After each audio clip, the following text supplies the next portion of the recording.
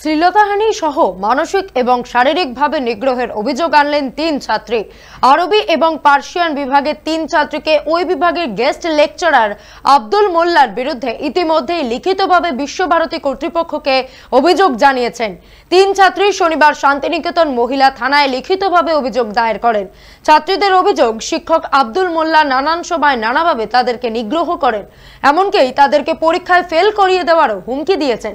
অত্যাচারের সীমা যখন পেরিয়ে যায় তখন তারা বিশ্বভারতী কর্তৃপক্ষ এবং পুলিশের দ্বারস্থ হয়, এমনটাই জানাচ্ছেন তারা।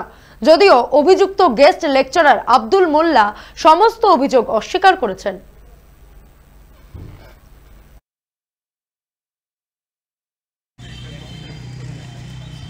মেন্টালি যেটা মেসেজ করে উনি পার্সোনাল হোয়াটসঅ্যাপে, তো উনি আমাদের ব্যাক দেওয়ার থ্রেট দেন।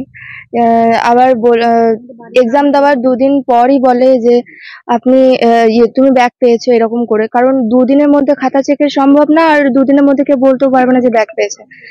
তো আর তা আবার অন্য সাবজেক্টের, একই সাবজেক্ট না, এরকম দেয়। আবার তার মধ্যে মেসেজ করে যে যে আপনি বাড়িতে বলেছো কিনা ব্যাক পাওয়ার, এরকম পার্সোনালি মেসেজ।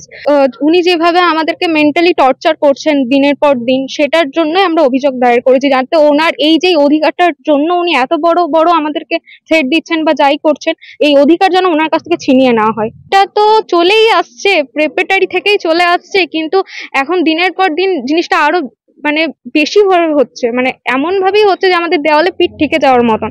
আর আমরা এটাকে সহ্য করতে পারছি না। আমি চিট করা আমার অভ্যাস নয়, আমি চিট করতে পারবো না, কারণ আমি এতদিন অনেস্টলি এক্সাম দিয়েছি। তো উনি বললেন যে অন্য কিছু কাজ তো তোমার দ্বারা করা সম্ভব নয়, তুমি অভ্যস্ত নয়। এই অন্য কিছু কাজ স্যার কি বোঝাতে চাইলেন?